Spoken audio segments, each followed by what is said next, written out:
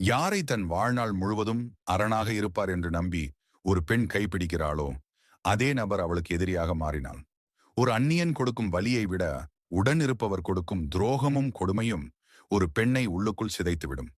சாணகியர் கூறுகிறார், உறவுகளுக்குள் விரிசல் ஏற்படும் போது, குறிப்பாக ஒரு கணவன் எதிரியாக மாறும்போது, ஒரு பெண் எப்படி நிதானமாக செயல்பட்டு வெற்றி பெற வேண்டும் என்று தெளிவாக கூறியுள்ளார். இன்று நாம் பார்க்கப் போகும் இந்த 9 சூத்திரங்கள் வெறும் அறிவுரைகள் அல்ல. இது உங்கள் வாழ்க்கைக்கான ஆயுதம். உங்கள் கணவர் உங்களுக்கு எதிராக திரும்பினால் நீங்கள் உடைந்து போக தேவையில்லை. சாணக்கியரின் தந்திரங்களை பயன்படுத்தி உங்களை நீங்கள் எப்படி காத்துக்கொள்வது? வாருங்கள் விரிவாக பார்ப்போம். முதலாவது, உணர்ச்சிகளை கட்டுப்படுத்து. சாணக்கியர் கூறுகிறார், கோபம் என்பது அறிவை அழிக்கும் தீ. உங்கள் கணவர் உங்களுக்கு எதிராக செயல்படும் போது அவர் முதலில் எதிர்பார்ப்பது உங்கள் அழுகையை அல்லது உங்கள் ஆவேசத்தை தான். நீங்கள் கத்தும்போது அல்லது அழும்போது உங்கள் பலவீனம் அவருக்கு தெரிந்துவிடும். அவர் உங்களை ஆத்திரமூட்டினாலும் ஒரு கல்லை போல மௌனமாக இருங்கள். நீங்கள் அமைதியாக இருக்கும்போது உங்கள் அடுத்த நகர்வு என்ன என்பது அவருக்கு புரியாது. எதிரிக்கு உங்கள் மௌனம்தான் மிகப்பெரிய பயத்தை தரும். உணர்ச்சி வசப்பட்டு எடுக்கும் எந்த முடிவும் உங்களுக்கு பாதிப்பையே தரும். இரண்டாவது, ரகசியங்களை மறைத்து வை.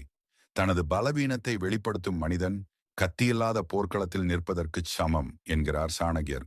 திருமண உறவில் பல விஷயங்களை நீங்கள் பகிர்ந்திருக்கலாம்.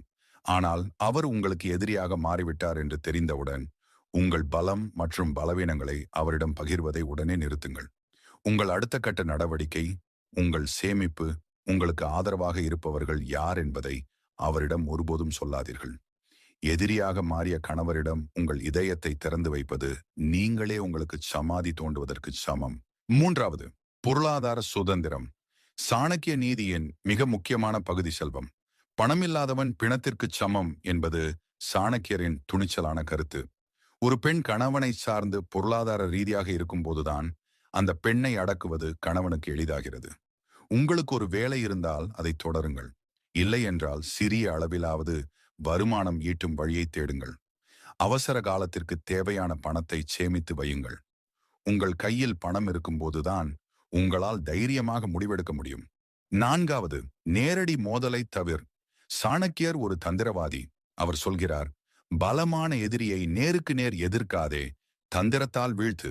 உங்கள் கணவர் அதிகாரம் கொண்டவராகவோ அல்லது வன்முறையாளராகவோ இருந்தால் அவரோடு நேருக்கு நேர் சண்டையிடுவது உங்களுக்கு பாதிப்பை தரும். தற்காலிகமாக பணிந்து போவது போல தெரிந்தாலும் உள்ளுக்குள் உங்கள் பலத்தை திரட்டுங்கள். புலி பதுங்குவது பாய்வதற்குத்தான். சரியான நேரம் வரும் வரை பொறுமையாக இருப்பது பலவீனம் அல்ல, அது மிகப்பெரிய போர்த்தந்திரம்.